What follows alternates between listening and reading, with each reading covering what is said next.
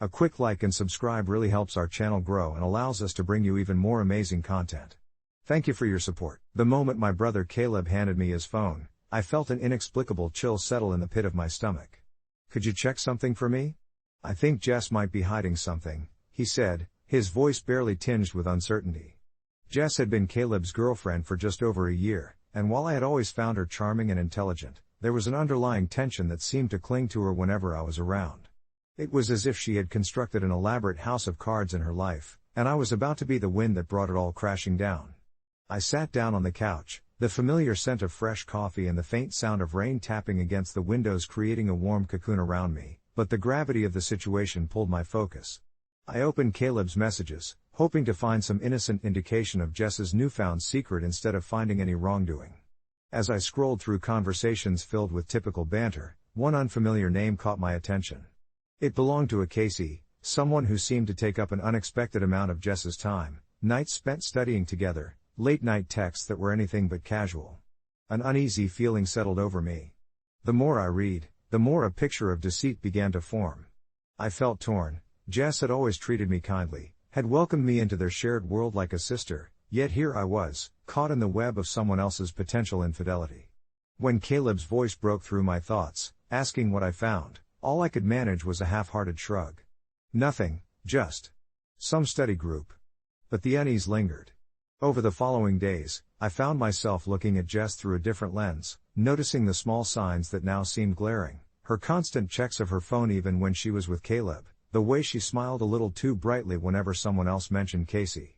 One rainy afternoon, I couldn't contain my curiosity any longer.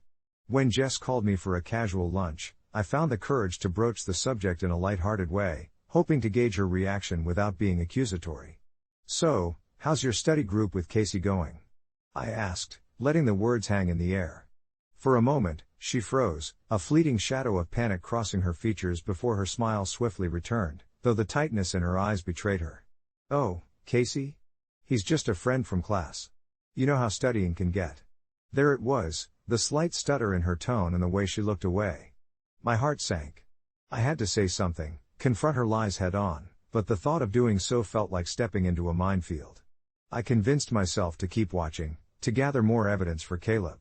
Days turned into weeks, and the sense of dread grew heavier, my conscience pulling me in two conflicting directions, one saying to protect my brother and the other warning me to respect Jess's space, the fragile veneer of our friendship hanging by a thread.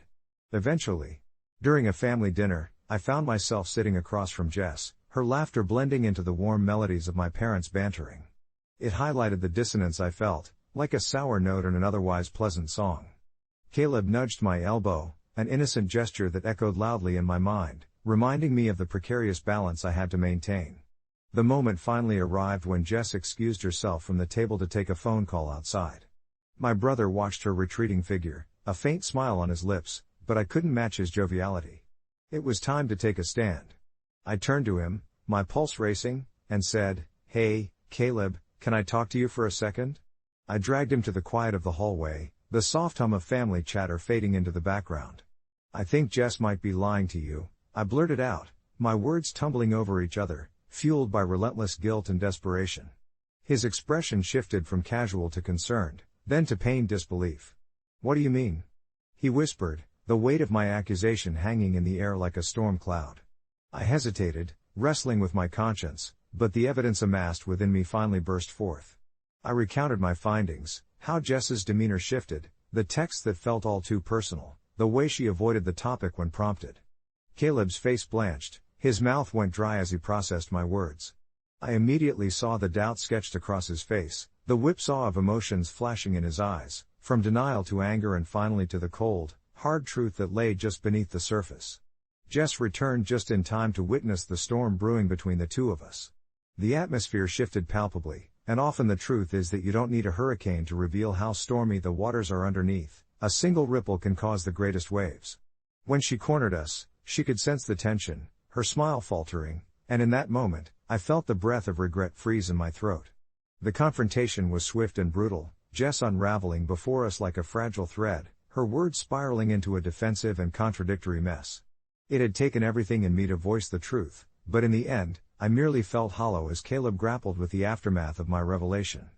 Jess defended her actions as innocent until proven guilty, caught in a lie but refusing to completely break down. Each attempt she made to regain his trust slipped further away, like sand through her fingers. When Caleb asked her about Casey, I could see hope fading in his eyes, replaced with an aching sense of betrayal. By the end of the night, Jess packed her things in a hurried, panicked frenzy, slamming the door of our home behind her, leaving a void that felt impossible to fill with laughter and light. It struck me how quickly a story could change, how slipping revelations could reshape not just lives but the very spaces they inhabited. Weeks passed, and the echoes of that confrontation lingered. Caleb and I lived amidst the silence of grieving for what was lost, both of us tiptoeing through the wreckage of a relationship that once felt solid and true. I thought I had captured a villain in Jess, yet I found myself in an unintended duel with my own integrity and the bonds of brotherhood. Conversations with Caleb were shorter, occasionally punctuated by awkward silences that left both of us feeling raw and exposed. I began to wonder if I had overstepped, if my loyalties to my brother had come at the cost of a friendship that might have merely needed a bit of time and honesty. It was a dangerous game to play, caught between being the good sibling and the potential destroyer of dreams. Yet, as my brother began to heal, slowly piecing together his heart, I learned that sometimes the hardest truths have to emerge to clear the air, no matter how painful. Caleb found solace in time spent with friends, rebuilding his foundation and exploring new paths, while Jess became a memory too volatile to unpack right now.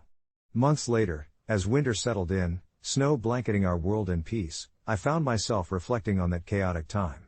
Unexpectedly, I received a text from Jess, nothing substantial, just an apology. It carried the weight of her unburdened heart, a message of acknowledgement that seemed to hum with a quiet sincerity. I was wrong, Caleb deserves better, and I am sorry for everything. My chest tightened as I contemplated sending it to him. Would he even want to know? Would it open old wounds? In that moment, I realized that life's intertwined paths shape our journey. They twist and turn through relationships in ways we can't always foresee. Perhaps the conclusion lay in forgiveness, not just for Jess, but for me too, for flawing as we all do. With time, the shadows receded, and emotions transformed into memories, leaving us both a little more tender but a lot more resilient. Life continues to curve into unforeseen directions, but I cherish the lesson of honesty in relationships, the quiet understanding that sometimes being someone else's support means asking the hard questions, even if it feels like you're lost amidst the whispers of doubt. And that is where, stripped back to the essence of our shared humanity, we all linger, between mistakes and redemption, in the heart of being imperfectly human. As I reflect on how my journey unfolded, I can't help but recall all the little moments that led me to that fateful encounter with my brother's girlfriend. It had begun as a regular Saturday afternoon, sun-dappled and lazy, the kind where time felt infinite. I was tidying my small apartment, putting on a podcast that spiraled from true crime stories into the endless chatter of Reddit threads, a guilty pleasure I often indulged in while organizing my life. Somewhere in the background, the hosts debated a post titled "A Myth Asshole for Ruining My Brother's Relationship." The words lingered in the air, resonating with my own bubbling thoughts. You see, my brother, Evan, had been dating Mia for nearly a year.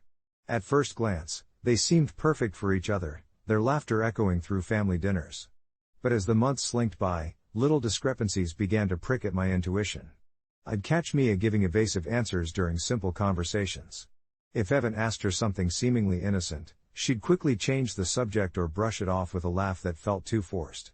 My protective instincts kicked in, and the more I observed, the more my unease mounted. One evening, I invited them over for dinner, eager to get a deeper glimpse into their relationship. The three of us sat around the wooden dining table, the aromatic smell of baked chicken wafting through the room. As Evan poured glasses of wine, I caught Mia's eyes darting toward her phone like a trapped bird seeking freedom. I tried to pull her into the conversation with stories of our childhood, hoping to bring a nostalgic warmth to the air. Yet, when I mentioned the time Evan tore his favorite t-shirt at the annual family picnic, I saw her brow furrow ever so slightly, and my stomach dropped. It seemed, in that fleeting moment, she had no idea what I was talking about. Intrigued, I pressed on, casually bringing up old family tales, noticing how her smile became increasingly strained. By dessert, she seemed little more than a perfect stranger sitting at my table. The evening wore on, laughter fading into polite smiles, and as the last plate was cleared, Mia excused herself. I was left with Evan, who looked so content, unaware of the unease that had tightened around my chest. I found myself grappling with a moral quandary. Did I bring it all up and risk ruining his happiness? Or did I quietly dismiss the nagging doubts festering inside me? Days turned into weeks, and the lingering doubt settled into my routine like a heavy quilt, suffocating and uncomfortable. I couldn't shake the thought that something wasn't right. Then I stumbled upon a post from a mutual friend on social media, a photo captioned with a location that made my heart race. Mia had claimed to be out with friends that day, but the photograph clearly showed her at a local cafe with someone I didn't recognize, a man, laughing and leaning in closer than friends should. That gut instinct ignited like a wildfire. I felt I owed it to Evan to confront Mia. The next Sunday, I was thrust into the role of an unwitting detective. I invited Mia over under the guise of wanting to hang out, my heart pounding as I collected my thoughts, preparing for what would unfold. We sipped tea in casual silence until the air thickened. I casually mentioned the photograph. Her eyes widened almost imperceptibly, and I could feel every nerve ending in my body come alive with tension. "Oh, that was just a friend from college," she blurted, and I saw in her demeanor what I had feared, a slip, an inflection that rang hollow. "We were just catching up." It would have been simple to drop it there, to dismiss the sick feeling pooling in my gut, but something inside me made me push further. The moment stretched as we talked, dissecting her explanations, and with each feeble justification, her facade began to fray. I found myself caught in an emotional tempest, feeling as if I were standing on the precipice of betrayal from my brother, knowing full well that the truth I sought could lead to devastating consequences. In the end, my apprehension dissipated when Mia confessed, her voice shook, sincerity washing over her. "I didn't want to hurt Evan," she said, tears brimming. "But I felt trapped in our relationship. There's someone else, yes, I've been seeing him, and I thought if I avoided betrayal by lying, it wouldn't hurt him as much." There it was, raw and exposed. She had caught herself in the web of a lie, and the weight of it pressed hard against my chest. I now had the burden of this knowledge not only for myself but for Evan. When I eventually shared everything with him, I felt that peculiar mix of resolve and heartbreak, knowing the path forward was strewn with strife but also clarity. As he processed the news, I felt empathy anchoring me amidst the unfolding chaos. That day would mark the beginning of a slow healing for Evan, a journey filled with tears, and reassessment that eventually led to closure, but more importantly, a chance for him to reclaim his narrative. Reflecting on those events still evokes a cocktail of emotions within me, grief, anger, and ultimately, relief that truth settled in like a balm. Time would teach us lessons, and while I wrestle with the aftermath of having disrupted their lives, I hold on to one clear takeaway: love thrives on trust and honesty. Even as the shadows of uncertainty loom, I am thankful for the light that chased them away, reminding me of the importance of integrity in our ties. And poignantly, I found myself nestled within the web of imperfect humanity, each thread a testament to the resilience of our hearts. This is where I linger now, at the crossroads of relationships and honesty, learning to navigate my own role within life's beautiful, complex tapestry. As I stand at this crossroads, the days slowly unravel, each bringing its own share of contemplation and dialogue, not only with the people around me but also within the quiet corners of my mind. The initial chaos that my actions set in motion has settled into something softer, more contemplative, akin to the lingering echoes of a storm that has passed, leaving only the calm light of dusk in its wake. I find myself revisiting the conversations I had with my brother, Ethan, and Jess, the woman he was dating. She has since become a stranger, not for lack of connection but for the intricacies that emerged when the truth shattered the slightly gleaming facade we had shared. Every time I reminisce about that night, I remember the gentle hum of the ceiling fan above me, casting playful shadows on our faces as we sat around the dining table, the remnants of takeout strewn, forgotten, a faint aroma of spice lingering in the air. It was supposed to be an ordinary get-together, one of those fond reunions where laughter and teasing flew as easily and freely as the drinks. In hindsight, I understand it was those very moments that held the seeds of discontent, edged with secrets and suppressed whispers. The evening turned when I casually mentioned a conversation I had overheard a few weeks prior, settling into the comfort of familiarity. I didn't intend to spark anything dangerous, but when Jess's gaze faltered, a flicker of tension darting across her face, I recognized a vulnerability hidden beneath her polished exterior. I could feel it in my bones, something was off, as if I had stumbled onto an unseen fault line between friendship and honesty. My words became a mirror reflecting back not only her reaction but also the complexity of each of our lives that felt so simply woven together at first glance. The once warm smiles turned brittle as I sensed uncharted territory emerge, and my heart raced in response, caught in the thrall of worry and confusion. Was I the villain here? How had these simple words unleashed a storm I had barely understood? In the aftermath, Ethan's hurt echoed through the walls of our shared memories, changing their texture, creating waves that rippled through every interaction, leaving me grappling with my own lingering guilt. I had unintentionally stripped away the safety of their shared world, and for that moment, the world felt heavy with uncertainty, casting shadows that felt almost unbearably long. Yet, as time unfurled, I witnessed them begin to untangle their own narrative, seeking solace in honesty that transcended the initial hurt. Watching from a distance, I felt a shift. Ethan, brave and resilient, began to reclaim his agency, powerfully confronting the threads that had sought to bind him in silence. Jess, caught amidst the chaos, sought forgiveness and healing. Her armor had cracked, revealing vulnerabilities that she had hidden even from herself. It was beautiful, and painfully raw, to see two people who loved each other engage in this intricate dance of possibility and renewal. As for me, my perspective widened, becoming a reflective pool where I realized that love is not merely an idealistic construct but a battleground where truths and lies intertwine, a place where both light and shadow dwell. I became a witness to their vulnerability, harboring an understanding that while I had played a part in unearthing the lie that had woven through their relationship, the journey towards honesty was one they had to undertake themselves. I learned that the path to healing is never straight but often obscured by the fog of fear and hesitation, yet it held the promise of growth and restoration. Now, as I sit alone in quiet reflection, the air filled with the soft rustle of leaves outside my window, I understand the importance of navigating these murky waters. I've come to acknowledge that it is often the remnants of past mistakes that can lead us into brighter tomorrows, as we strike a delicate balance between holding on and letting go. Savoring the bittersweet experiences leads us to a deeper communion with our humanity, revealing that perhaps, in the end, we are defined not by our flaws but by our resilience in overcoming them. As I ponder this, I remind myself that even amidst uncertainty, love, raw, honest, and sometimes painful, thrives through the knowledge that we will stumble, yet in our stumbling lies the chance to rise anew. Here, nestled firmly in the fabric of our entwined lives, I find solace, realizing that the heartbeat of humanity, fraught with misunderstanding yet rich in love, will continue to guide us through the ever-evolving journey of connection. It was a crisp winter morning when my son and I arrived at the slopes, the air sharp and invigorating, promising a day filled with laughter and the thrill of gliding down glistening white hills. My son, Ethan, had only started skiing a couple of months prior but was already captivated by the sport. His enthusiasm was infectious.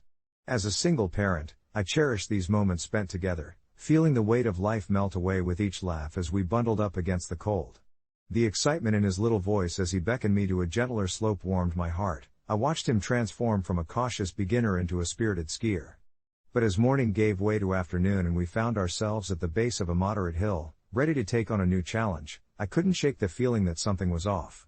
Ethan, energized by the promise of adventure, shot off ahead of me, his red helmet bobbing in the distance while I followed cautiously, knowing that he needed space to explore but also keeping a watchful eye on his technique. That's when I saw him, a man with a smug expression and a bright orange ski jacket, barreling down the hill. I initially mistook him for simply a confident skier, but I soon realized he had little regard for those around him. As if determined to prove his prowess, he sidestepped Ethan's path as they met in a tumble of limbs and sharp edges. I felt my heart drop as I watched Ethan crumple to the snowy ground, a frightened look on his face. Before I could reach him, the man clumsily skidded to a stop, his attention unfocused as he turned to check his own gear rather than caring for the child he had just collided with. I rushed over, my heart racing, and knelt beside Ethan, my hands brushing against the cold snow as I surveyed him for injuries. Thankfully, he appeared unharmed, but the tears welling up in his eyes rattled me more than any physical ailment could. Anger simmered just beneath the surface as I glanced at the man, who was now sauntering away, clearly unconcerned about the aftermath of his recklessness. "Are you okay, buddy?" I asked Ethan gently, my voice trembling with a mix of relief and rising fury at the man's arrogance. Yet the sting of humiliation mingled with my protective instincts. Was it overreacting to call ski patrol on someone who had scared my child?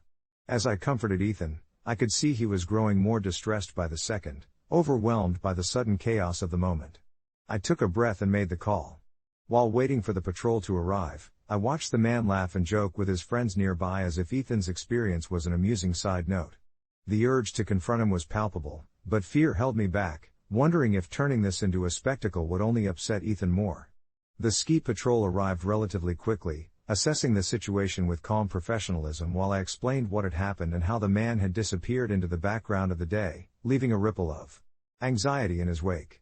They assured me Ethan was safe and that they would handle the matter, which left me feeling both relieved and a little uncertain about whether I had crossed a line. After they dealt with the incident, Ethan and I decided to take a break, curling up at a nearby cabin with steaming mugs of hot cocoa. As we sat there, I watched him slowly return to his bubbly self, animatedly discussing how he wanted to tackle the next slope while I mentally sifted through my choices. Had I been too harsh? Did intervening really matter? The warmth of the drink settled over me as Ethan's laughter filled the air. My heart was still heavy, but the fuller sense of parental protection began to outweigh it. When we returned to the slopes, I kept him close, monitoring every wave of excitement or fear reflected on his face. The thought could not help but linger: should I have chosen a different route? The incident haunted me, a nagging feeling not just of vigilance but of questioning my decisions, stacking against the joy of our day. That evening, while tucking Ethan into bed, I finally asked him what he thought about the day, and he smiled brightly, recounting the delicious cocoa and the fun of trying out new runs. "Did you see how I turned my skis to avoid that giant snow bump?" he asked. Relief washed over me. Perhaps in the midst of chaos, our little adventures had forged lessons that neither of us would forget. Updates floated through my mind as I reflected on the afternoon, pondering about talking to someone at the lodge about safety for the kids but largely trusting that the ski patrol had taken appropriate action. The next morning, I sat idly, scrolling through a local social media forum when I stumbled upon a post titled something like AITA for being a reckless skier. The familiar orange jacket leapt off the screen. It was the man from the previous day, recounting the incident but portraying himself as a misunderstood thrill seeker who had been wronged. I chuckled softly and felt a wave of empowerment wash over me, reinforcing that I did the right thing for my son. The story rolled through my mind as I sipped my coffee. Life was often a toss-up of what's right or wrong, but when it involved safeguarding my child, I knew I'd take the ski patrol every time. As I sat there, watching the steam rise from my mug, my thoughts danced between the warmth of the cafe and the icy chaos of yesterday's events. The mountain air clung to me still, its crispness a sharp reminder of that too-close encounter. My son, Jason, had been so excited to hit the slopes for the first time. The anticipation was evident in his wide-eyed, bouncing energy as we strapped on our skis, the bright sun glistening off the powdery white snow. I had watched him glide cautiously at first, a little awkward but admirable in his determination. I couldn't help but grin as he cautiously maneuvered between the ever-present shadows of seasoned skiers. That grin had faded quickly when the orange-clad man hurtled down the mountain like a rogue missile, his skis gleaming with reckless intentions. There was no slowing down, no effort to avoid my son, and the moment became a blur. I remember calling out, but my voice was swallowed by the wind as Jason was knocked off his feet, landing with an audible thud, his little body tumbling into a snowdrift. The panic that washed over me was paralyzing. I rushed to my boy, my heart hammering, unwilling to look away from the damage that could have been done. Thankfully, he just had a couple of bruises that would fade, but the feeling of fear lingered long after. As ski patrol whisked the man away, their disbelief mirrored my own. He was so enthralled by the thrill of skiing that he had overlooked his responsibility to other skiers. The disbelief turned into anger when I saw him posting about the incident online, morphing the narrative to paint himself as a victim instead of the man who had charged through a family day like a bull in a china shop. It made my blood boil, that arrogant dismissal of consequence. I pondered whether I was too quick to call ski patrol, but my internal mantra of protectiveness soothed my guilt. I had acted out of fierce love for my son. That night, I spoke to Jason about the importance of safety and respect on the slopes. He nodded, his bright spirit unscathed by the day's events.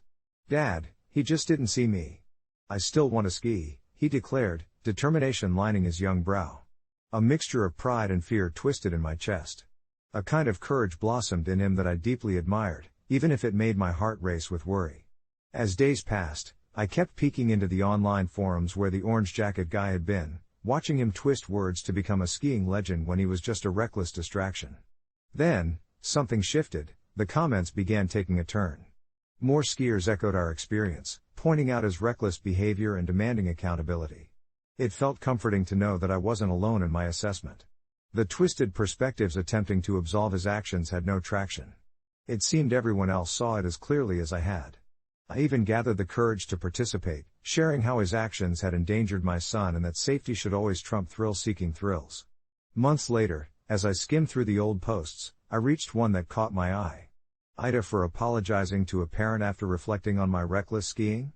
It was the same orange jacket, though this time the tone was remorseful. The author spoke candidly about self-reflection and growth since that fateful day. I couldn't help but shake my head, the past merging awkwardly with the present. Though it was gratifying to see someone take accountability, a part of me resented the years lost to careless decisions. I closed my laptop and turned my gaze into the depth of winter as it changed to dusk. Jason was at the window, captivated by the falling snow, his laughter a bright star amidst the swirling white. Perhaps life was less about the transgressions of others and more about how we chose to love and nurture, to build characters and let them shine.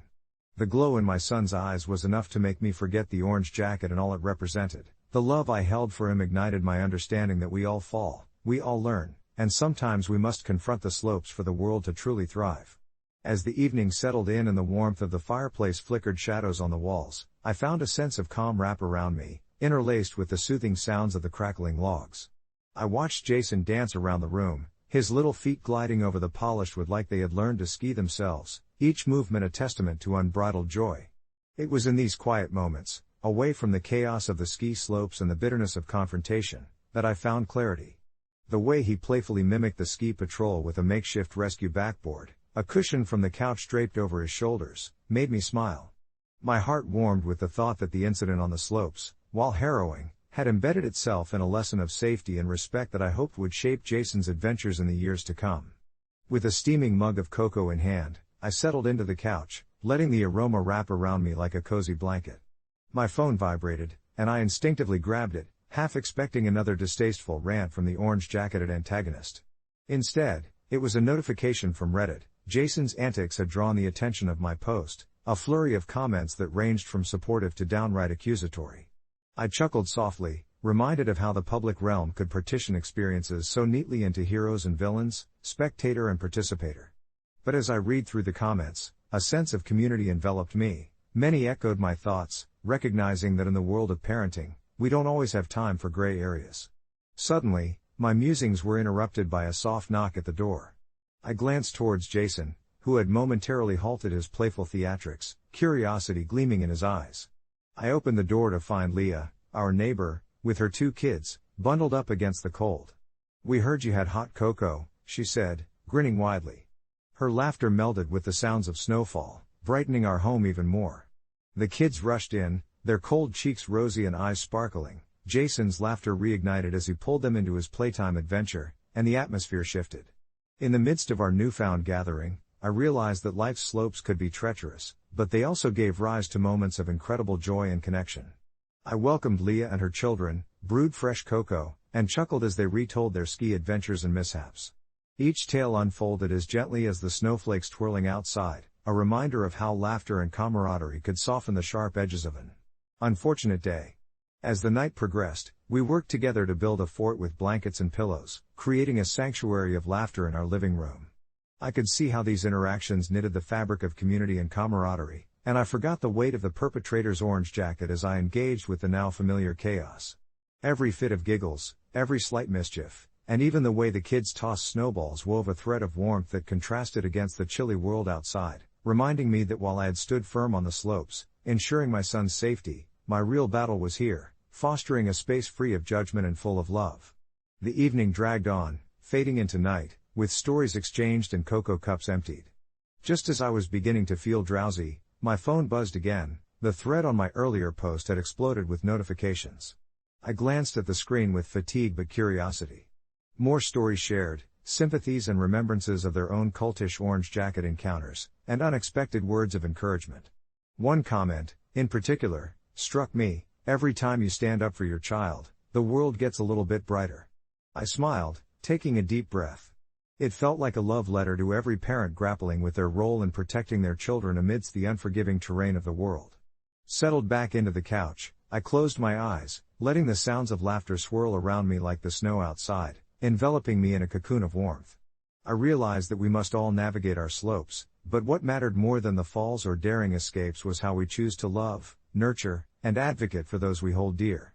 That night, as Jason drifted off to sleep surrounded by remnants of his excitement, I too surrendered to the calm of the moment, feeling reassured that each step I took for him was a step towards fostering resilience and strength, something I hoped would carry him even beyond the ski slopes. I think back to that summer evening when I unknowingly embarked on a journey into the unsettling depths of my childhood fears, a simple choice, really, just me and my family, scrolling through channels, looking for something to watch together. My parents were always keen on introducing us to classic films, and that night, my older brother suggested we watch The Wizard of Oz.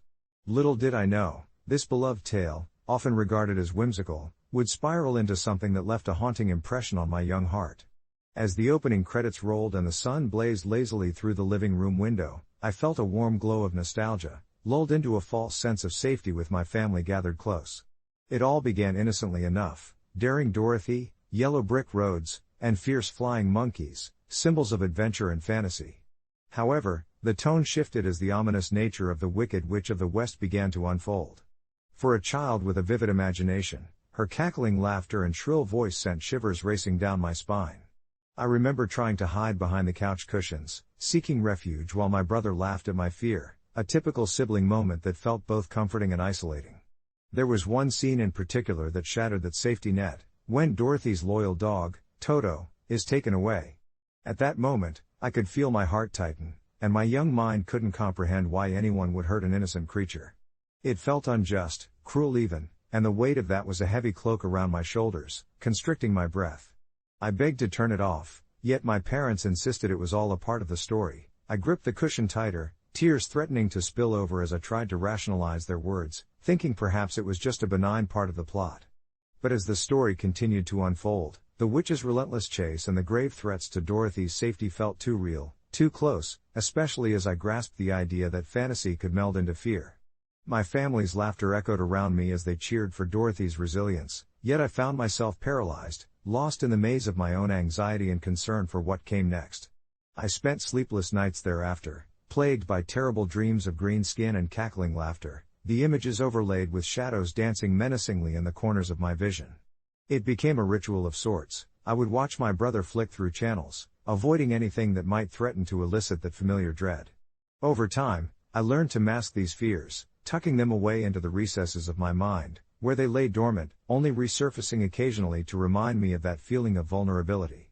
Years passed, and I grew into a teenager, slowly distancing myself from the notion that one silly movie could leave an indelible mark on my psyche. But then, while scrolling through the threads of Reddit one city night, I stumbled upon a post titled "What movie trauma did you experience at a young age?" A simple phrase drawing forth reminiscences from strangers across the globe.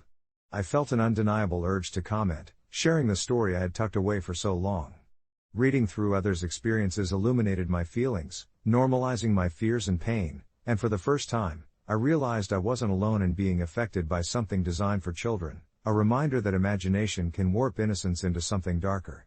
My comment led to a series of wonderful conversations, unexpected connections, and catharsis through shared vulnerabilities. As simple as it was, it felt like shedding layers of unnecessary shame, exploring how fear is a shared human experience, regardless of the context it manifests within. As I reflect on those dark childhood nights, I understand how I've woven that trauma into my broader story, how it taught me empathy and compassion towards others coping with their own fears. Today, I venture to revisit The Wizard of Oz, not with trepidation but with an understanding of how one innocuous decision can ripple through time, leaving traces of emotion laden with lessons learned and bonds formed.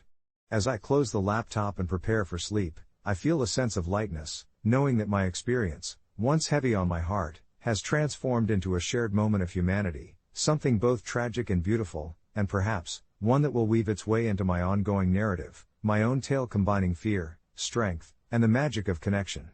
As I lay in bed, the familiar melody of Over the Rainbow began to play in my mind, conjuring up images of a young girl swept away on a fantastical journey, one that mirrored my own in so many unintended ways. When I was 5, my father had taken me to see a local theater production of The Wizard of Oz, the kind where the actors were dressed in colorful costumes and the set resembled a quirky interpretation of the yellow brick road. I remember clinging to his arm, mesmerized by the vibrant colors and the infectious energy of the crowd who sang along with each lyric. Yet, as the story unfolded, the looming shadows of the Wicked Witch and the anxiety of Dorothy's journey began to settle in the pit of my stomach. Even at that age, I sensed the weight of their struggles, an endless pursuit for belonging and courage, which felt achingly real. It wasn't until the climax, when the witch's cackling filled the theater and when her minions emerged, crawling through the mist, that my enchanted world shattered. I didn't just see a performance, I felt it.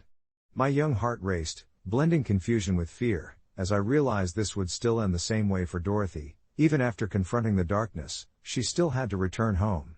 That night, as I lay in bed, sleep evaded me, and those feelings twisted and turned, a reflection of my inner child trying to decipher the horrors of the world.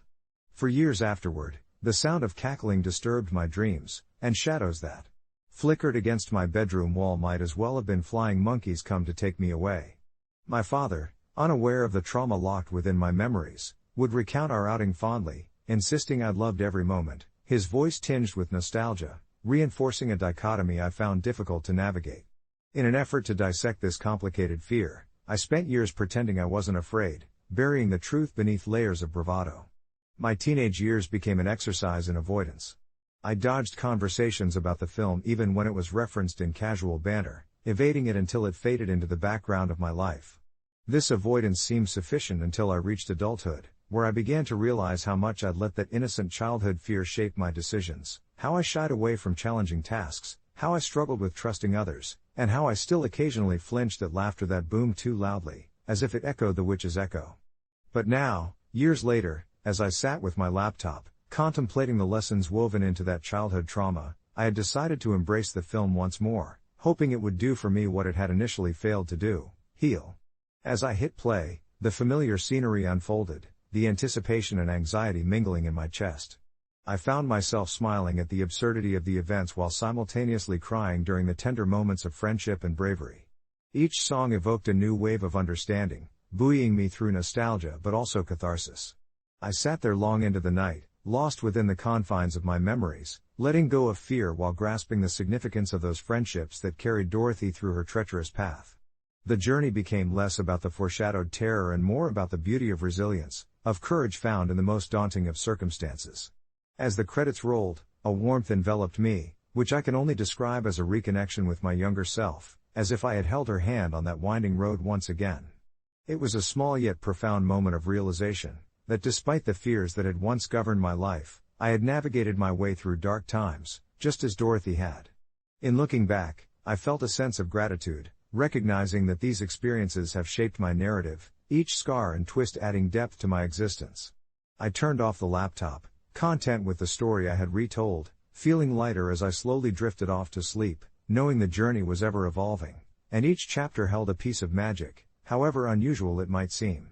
And so, this post may not end with a neatly tied bow of resolution, but instead, invite curiosity about the ever-unraveling adventure of life, where fears can morph into lessons, and trauma can become an authentic part of one's journey, threading us into the tapestry of collective stories we all share. As people sometimes say, it's only when we confront our fears that we discover the beauty hidden within our realities, a truth that is fundamentally human. If I learned anything that evening, it was that the wizard, often perceived as a chilling specter, was perhaps just another flawed individual struggling to find his own way home, and maybe that reflection revealed the most profound lesson of all: we are not so different after all. The next few days unfolded with a sense of lightness I hadn't anticipated. The heaviness that clung to my heart had almost completely dissipated. I looked forward to walking through my neighborhood with whispers of laughter from children playing in the park mixing with the gentle rustle of leaves, the world taking on a new vibrancy. I began to see familiar faces in a different light, particularly my grandmother, who had introduced me to the film all those years ago. A woman of profound wisdom and gentle strength, she had often shared stories of her own childhood fears, how she once hid beneath her bed at night, convinced that shadows danced maliciously along her walls. I thought back to the countless afternoons spent together, sipping tea and sharing dreams, moments when I was just a kid who believed in everything and nothing at once. One evening, determined to reconnect, I invited her over for dinner. I decided to include some of her favorite dishes, cottage pie and apple pie, the ones that always made her reminisce about her youth. As the aroma of baked apples wafted through my house, I felt a rush of gratitude for the bond we shared. When she arrived, there was a familiar warmth in her smile that instantly put me at ease. After dinner, as we settled into the cozy living room with mismatched throw pillows, I brought up the old film. "Remember how you showed me The Wizard of Oz?" I asked, half hoping she'd recall the same unsettling reactions we shared. Her eyes twinkled with sarcasm as she mused, "Did I traumatize you?" I laughed, but then fell quiet, reflecting on the way Dorothy's journey had unfolded both on the screen and within my life. You know, I said, I've realized the wizard is just a man lost in his own way, much like we all are. It's like confronting our own flaws. My grandmother listened intently, her face softening as she considered my words. I suppose we all wear masks, can't find our way to the truth, she finally replied, her voice quiet yet resolute.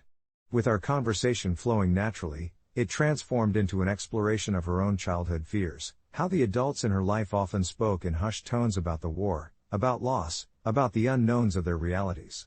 It amazed me how we both had been shaped by a common grief, an inherited trauma that intertwined through generations.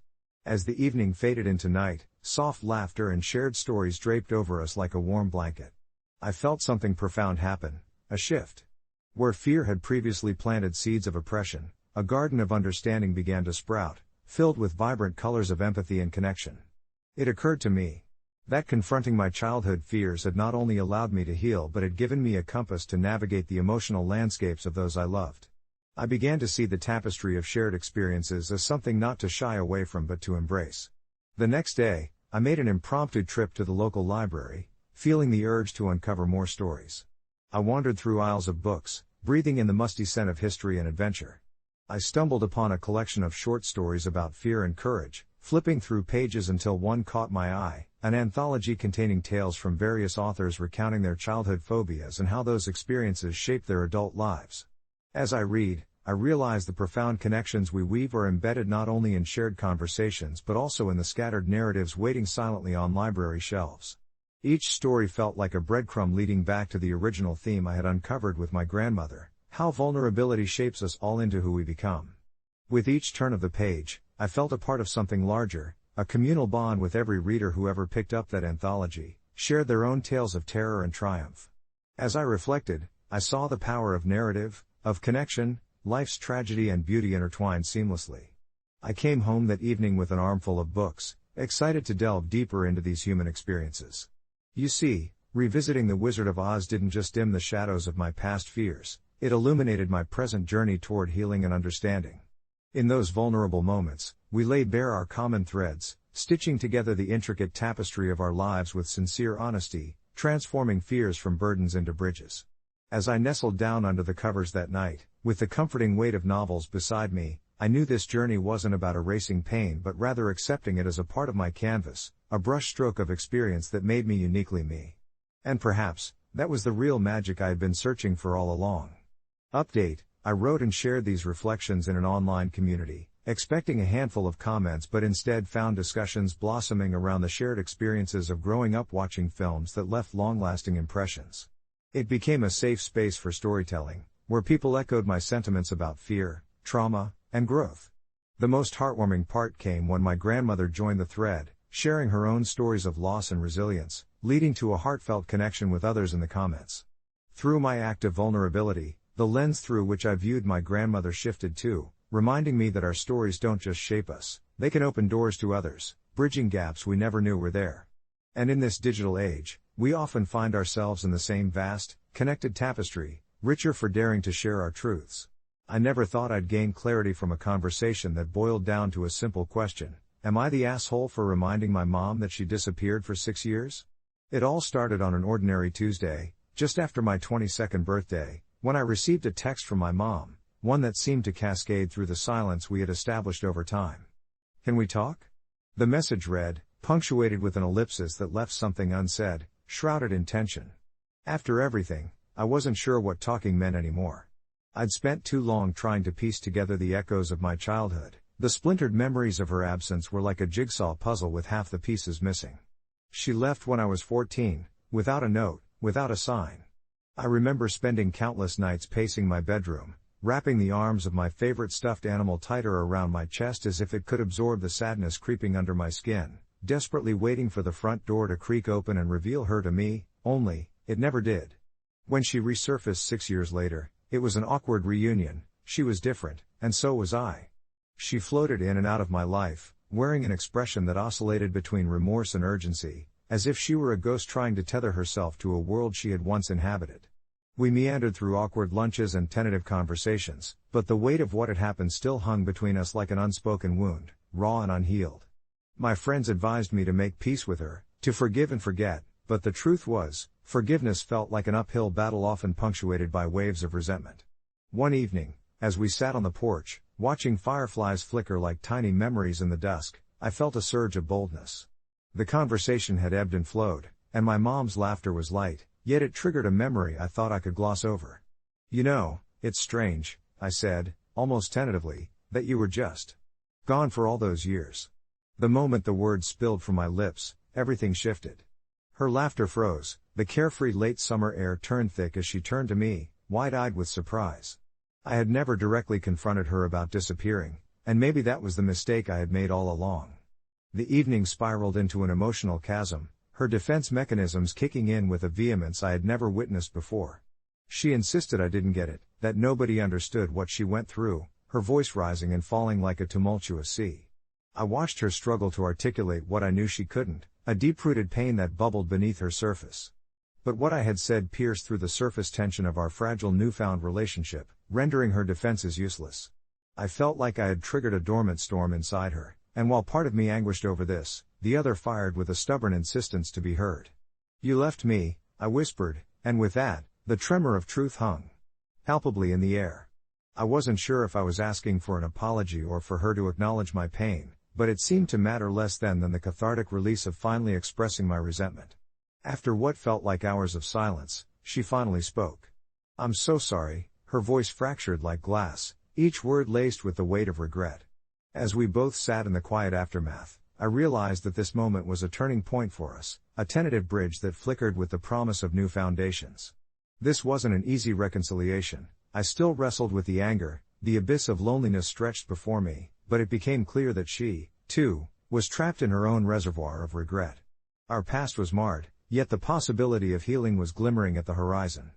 Weeks rolled by, each conversation layered with new understanding, moments where I reminded her how difficult her absence was and the emotional scars it left, but she met me with transparency, peeling back her trauma like layers of an onion. Eventually, we crafted a bond riddled not just with apologies but with a shared willingness to confront the realities of our intertwined lives. Though the past couldn't be rewritten, it became clearer that I didn't want to dwell on it forever. Instead, I aimed to look towards what lay ahead and how we could forge a future from the ashes of our fragmented past. In an unexpected twist of fate, my initial question transformed into a catalyst for healing.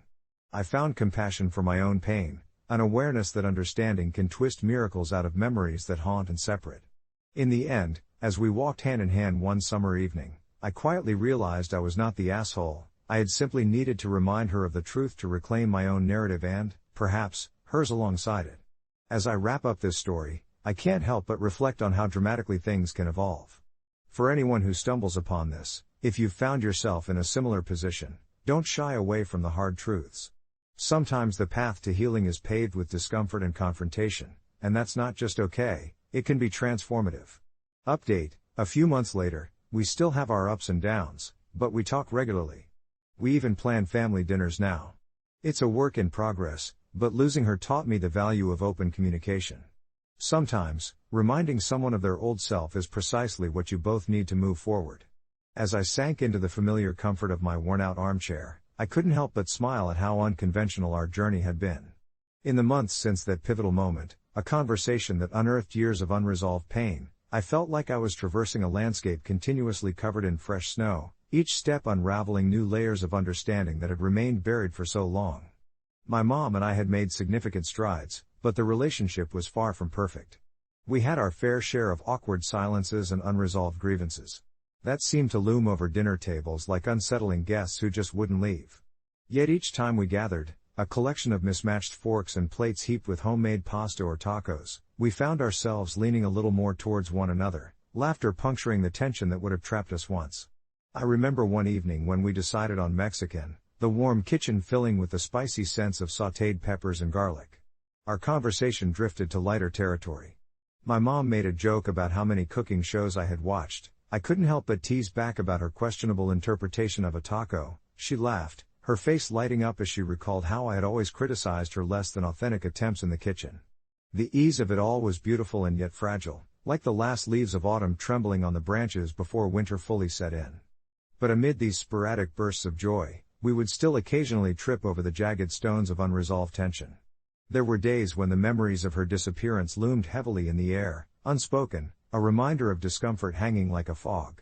While we made efforts to engage in deeper conversations about the past, she often glossed over the harder parts, and I had to remind myself, sometimes in frustration, that healing doesn't always mean confronting everything at once.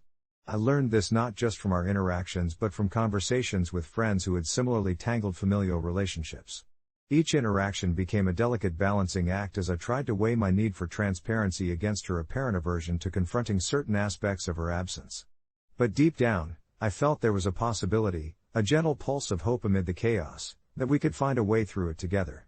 One rainy afternoon, a few months into our renewed relationship, I was sifting through old family photos while dusting the shelves in my bedroom. I uncovered an image of us, taken during a camping trip when I was about 10. In the picture, we were grinning widely, her hair wild and tousled by the wind, a soft sunlight draping us with warmth. I hesitated, sensing an urge to share it with her, wanting to evoke the nostalgia we avoided, but anxiety wrestled at my throat. What if it prompted an uncomfortable conversation? What if I opened up a door that was best left closed? In the end, a quiet determination won out. I forwarded the image to her, and my heart raced as I waited for her response, uncertain of what would surface. A few moments later, my phone buzzed, a simple reply from Mom, "I remember this day. We should go camping again sometime." The words settled around me like a gentle embrace. In that small, unexpected moment, I realized how essential it was to continue fostering these connections, however tentative. Each memory shared, each laugh exchanged, and even the silent contemplations acted as glue, mending a bond that had once frayed to its breaking point. So we planned several family outings, trips to the park, impromptu movie nights, and yes, even that camping trip, which turned out to be a beautiful disaster with an overzealous raccoon raiding our snacks. Each stumble, each genuine laugh, further loosened the decades of hurt, allowing us avenues of genuine connection. Life isn't simply about resolving conflicts, I discovered. It's about embracing the raw, unfiltered moments of humanity, allowing them to reshape your understanding of each other without losing sight of where you both began. Reflecting on these experiences, I chuckled at how naive I had once been, thinking that confronting my mom about her previous disappearance would be the master key unlocking a perfect relationship. The truth was, we humans seem more like a patchwork quilt made of an array of fabric scraps, each piece significant in its imperfection, stitched together by our experiences, laughter, and the love that survived the storms. And now, as I stood amidst the remnants of our initial unresolved conflicts, I felt a quiet pride swell in my heart. We were moving forward, not flawlessly, but rather with intention and openness, and that's what mattered most. Update: it's been nearly a year since I sent that first photo. My mom finally decided to visit my place for the holidays, a huge step for us both. We tackled all the chaos together, barely burnt cookies, holiday songs we forgot the words to, and moments filled with laughter where unspoken truths only led us closer, like the final stitches in our newly knitted bond. There's still room for improvement, reflections on the past yet to unfold, but although we still have our ups and downs, I hold on to the sheer thrill of discovering that reminding someone of their worth can also truly mean reminding yourself. The holiday season that year felt almost surreal, like stepping into a storybook where you get to rewrite the characters and their fates. As my mom arrived at my apartment, the usual nervous tension that would rise in my chest was strangely absent, replaced instead by a flutter of excitement. She came with a suitcase, yes, but it was filled with more than just clothes. It was packed with a hefty dose of hope. We started off small, greeting each other with hesitant smiles that quickly warmed into embraces that longed for connection. We slid into the kitchen, a realm both familiar and foreign as we attempted to recreate our old family traditions. I remember eyeing the kitchen timer and thinking about how I had to remind her it was okay to laugh at our mistakes, instead of crying over them, like before. The cookies were hilariously imperfect, the kind that would make even the worst baking show contestants proud, yet we tried them anyway, laughing over the half-burnt edges and the slight bitterness of too much cinnamon. As we peeled away the layers of holiday chaos around us, our conversations began to unfurl like the delicate branches of a blooming tree, cautiously at first, but blooming all the same. We spoke of her absence without wading through bitterness. We spoke of my childhood without the weight of unresolved shadows. Each word felt like a brushstroke painting a clearer picture of two flawed and fragile beings who found a way back to each other. The moments were punctuated by snatches of holiday songs, our voices blending in harmony and discord, with the lyrics evading us but our spirits dancing freely. One evening, as we curled up on the couch watching old family videos, tiny glimpses into a world that felt both distant and achingly close, I caught her looking at me, a reflection of tenderness and vulnerability in her eyes. She softly admitted she regretted the years lost, yet I saw a flicker of something else, an understanding that our shared laughter and love had the power to bridge even the deepest divides. Those unspoken truths seemed to shimmer in the air between us, invisible threads weaving a tapestry of renewed trust. She expressed gratitude for my patience, which felt oddly reversed. My heart was grateful too, but for her presence, for her willingness to try anew. Each conversation, each short-lived tiff was a reminder that we were slowly threading together the fragments of our old selves with the new ones we were forging. Evenings turned into long discussions about dreams and aspirations, the soft glow of fairy lights glittering like possibilities in the air. Over dinner, we shared stories of our past and hopes for the future, anchoring our relationship in the open air of vulnerability. I felt a profound sense of comfort, her laughter filling the gaps of silence that had once felt like chasms. Sure, we weren't perfect, and perhaps we never would be, but we were learning to navigate this intricate dance of togetherness again. It was all still a work in progress, but as that holiday faded into memory, something undeniably beautiful emerged, a new rhythm that promised growth, however imperfect it might be. I realized that our bond was like those cookies we made, no longer pristine, but bursting with character, sweetness, and the warmth of shared experiences. It was deeply flawed, yet somehow, perfect in its own way. Reflecting on our journey, I understood that confronting the past was more than just a burden, it was a gift, and through those difficult conversations and tender moments, we both found a semblance of peace in the chaos.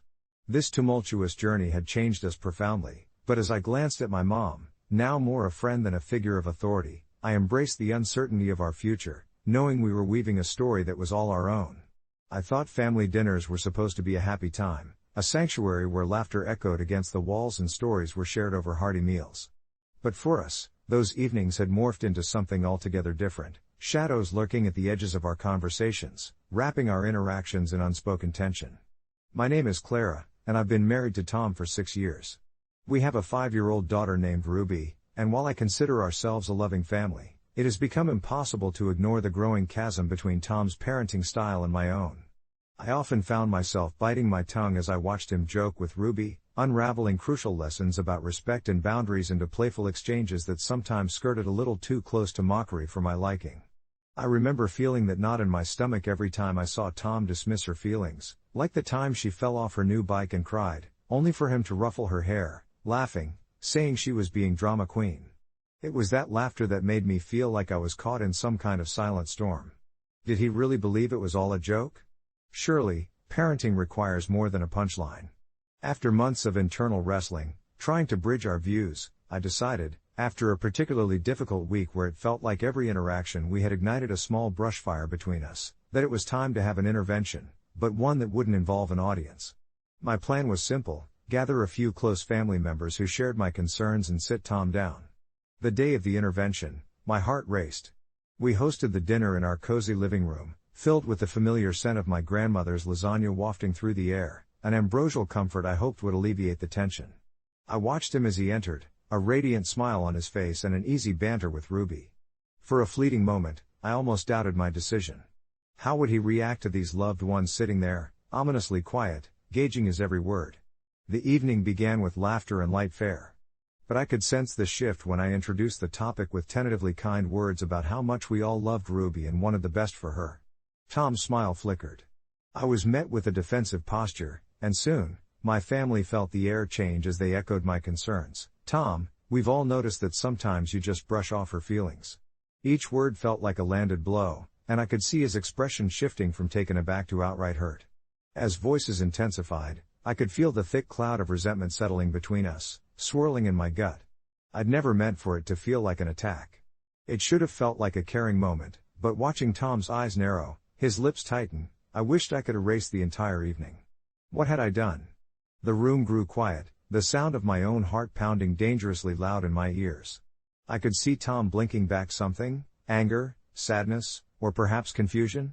He stood up abruptly, his chair scraping against the wooden floor like nails on a chalkboard, and headed out to the patio.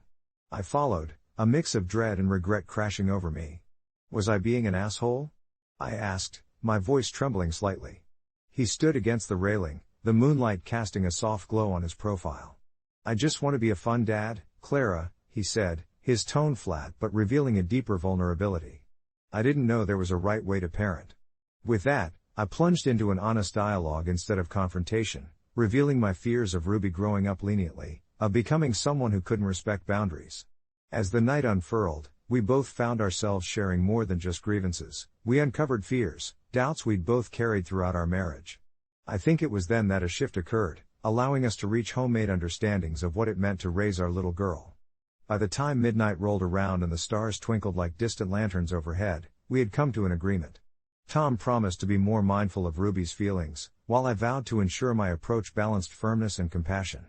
There were tears, hugs, and an ache that transformed into quiet laughter, dispelling the earlier tension.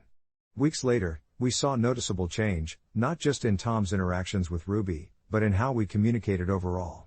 It wasn't perfect and won't ever be, but now we could openly discuss boundaries, emotions, and even the occasional disagreement, something I'd craved since the beginning. I remember laying in bed that night, watching Tom lose himself in his dreams, not having resolved everything but feeling as if the weight of our misunderstanding had shifted, loosening its grip. It was a step forward, and though we still navigated the stormy seas of parenthood, the conversation gave me hope. As I write this, narrating the poignant moments that brought us closer, I can't help but wonder how many couples sit with their own trepidations beneath familiar stars, all needing just a little intervention of their own to make love thrive amid the chaos. Yet, despite the tentative peace we found in the quiet of our shared space, the feeling of unresolved tension never truly faded, resting just beneath the surface of our conversations. In the days that followed, I could sense the fragility of our relationship. It was like walking on a tightrope stretched high above the chaos of life, our very balance teetering on the edge of unspoken words. I started to find comfort in the routine of our days, the morning rituals of coffee brewing, the sweet scent of pancakes sizzling on a Sunday morning, the soft laughter of our kids echoing through the house while Tom and I exchanged fleeting glances, each one heavy with unarticulated thoughts. Some nights, after the kids drifted off to sleep, I would lay awake, staring at the ceiling, wondering if what we had done was sufficient. Had we truly bridged the gap that had grown between us? Or were we merely placing a bandage over a wound that had yet to heal? Then came the day I found myself sitting in a small coffee shop, fingers wrapped around a warm mug, staring at my phone as I scrolled through a thread on r/AITA about a woman who had confronted her partner about their parenting. I hadn't planned on reading it, I just needed something to occupy my mind while I waited for a friend. But as the words unfolded on the screen, each confession, each struggle resonated deep within me. The comments decried her actions, some labeling her an asshole for creating unnecessary conflict. Others championed her courage, arguing that sometimes the hard conversations needed to happen to invoke change. I closed my eyes and imagined the context, bodies tense with unspoken frustration, a family dinner morphed into a culinary battlefield, emotions laid bare like tender flesh on display. I couldn't shake the feeling that this was a real portrayal of what I had experienced, a realization that I wasn't alone in my thoughts, that perhaps I had inadvertently become a part of something larger. Arriving home later that day, armed with new perspectives but still clinging to the husk of my previous fears, I found Tom in the living room, a symphony of plastic toys littering the floor, the kids' laughter filling every corner. I felt a surge of gratitude for those moments, yet apprehension clawed at me from the inside, whispering that our home was both a sanctuary and a battleground. As we settled in for dinner, I picked my words carefully, wanting to engage but withholding a little out of compassion for both of us. I asked Tom how he felt about the kids' evolving behaviors, whether he noticed any shifts in their interactions. His brows furrowed as he chased a piece of broccoli around his plate, a clear sign of internal reflection. Sometimes, I worry I'm not doing enough, he admitted, the weight of his vulnerability striking a chord in me. I know the kids are learning from us, but what if I'm just showing them all the wrong things? As I watched him struggle, my heart ached at the vivid realization of his fears mirroring my own. And just like that, what began as a conversation about our children morphed into us slowly unpacking the expectations we had of each other as partners and as parents, the insecurities revealing themselves line by line. By the end of the meal, we were leaning closer, sharing laughter punctuated with confessions of self-doubt.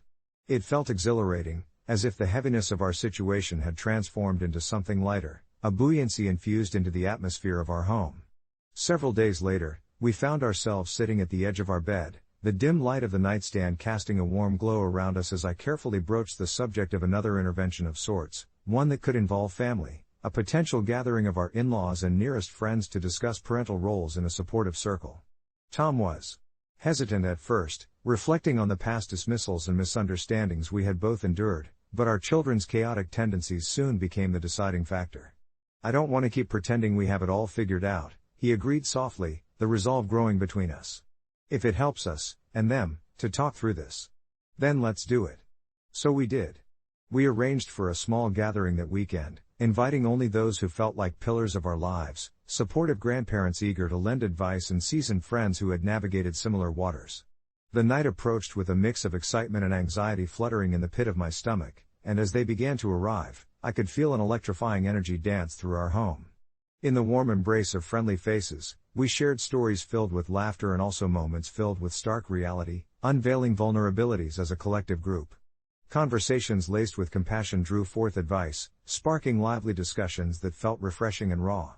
I discovered that most of us were grappling with the same trials, the weight of expectations sometimes feeling like a heavy cloak we wore unwillingly. And it hit me, this sense of community was what I had craved, not just for my husband and me, but for all of us, feeding into the notion that parenting, like any venture, thrived in the laughter and wisdom shared among friends and family.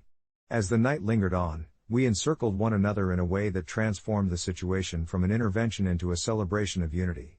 Toasts and cheers echoed through the night as our children fell asleep, the gentle hum of laughter wrapping around them like a lullaby.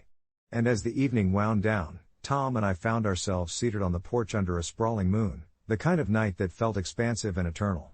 We reflected on the beauty of the conversations and the progress we had made, not just within ourselves but as a couple willing to face the tumult of parenting hand in hand. Now, as I sit here sharing this journey, I reflect on how our night of vulnerability turned into newfound strength.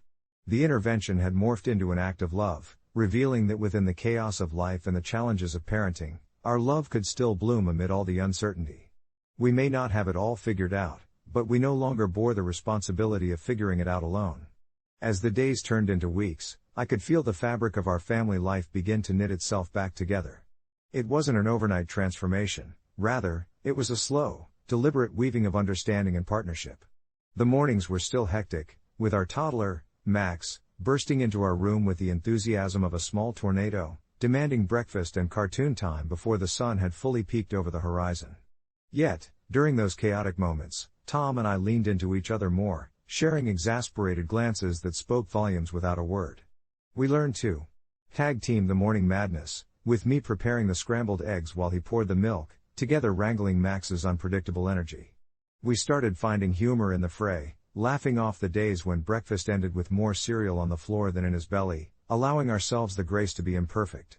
In the evenings, we would sit on the worn-out couch, the remnants of our day still hanging in the air, as I would share the snippets of my workday, and he would recount absurd conversations with coworkers that made even the most mundane tasks sound like adventure tales. It was in these moments that I felt the walls we had built around our frustrations begin to crumble, allowing laughter and openness to seep through the cracks. I began to see Tom not just as my husband, but as my companion in this wild journey of parenthood, a navigation through laughter and chaos, mistakes, and small victories. One Saturday, with the sun warming the world outside, we planned a family outing to the local park, our first trip where we both felt equipped to handle Max's energetic bursts together. Tom and I held hands on the way, a small symbol of our resolve amidst the complexities.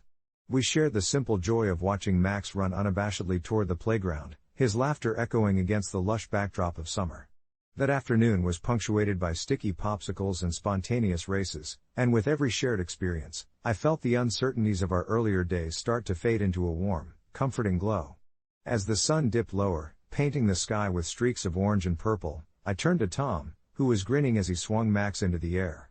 It struck me then that our intervention had not only unveiled the cracks in our communication, it had also ignited a deeper understanding of what we could accomplish as a team. It was about pride, shedding the notion that we had to bear our struggles silently, and embracing the messy, beautiful experience of parenthood together. That evening, lying in bed with the laughter and chatter of our lively boys still echoing in my heart, I reflected on everything we had faced. Sure, the journey wasn't perfect, and I knew moments of frustration might still come. Like any couple grappling with the weight of parenting, we'd have stumbles. Yet, We were now armed with somehow a clearer perspective. The intervention hadn't been a merely talking it out session. It had forged an unspoken pact that we would continue nurturing our relationship alongside our role as parents. Our love would not be a casualty of life's demands, but rather a partner in this beautiful, layered tapestry we were creating together. As I lay there, feeling the gentle rhythm of Tom's breath next to me, I reached for my phone to journal my thoughts. I didn't want to forget this feeling, the comfort of knowing he was on my side, that together we were ready to face whatever life tossed our way, however clumsy or chaotic it might be. And in the quiet hum of the night, beneath a blanket of stars, I couldn't shake the feeling that this very moment, marked by vulnerability and hope, was a chapter in our story that I'd always cherish, a reminder that amidst the challenges, love was our anchor. In this swirling world of parenting and partnership, I've come to realize that it's not about having every answer figured out, but rather dwelling in the uncertainty together, trusting that our willingness to communicate would continue to thread our hearts closer. As I drifted off to sleep, a soft smile danced on my lips. Perhaps it was true what they often say, the best conversations often begin from the most unexpected places, and sometimes, in navigating the storm, you find that you're creating not just a loving household, but a depth of connection that makes the journey worthwhile.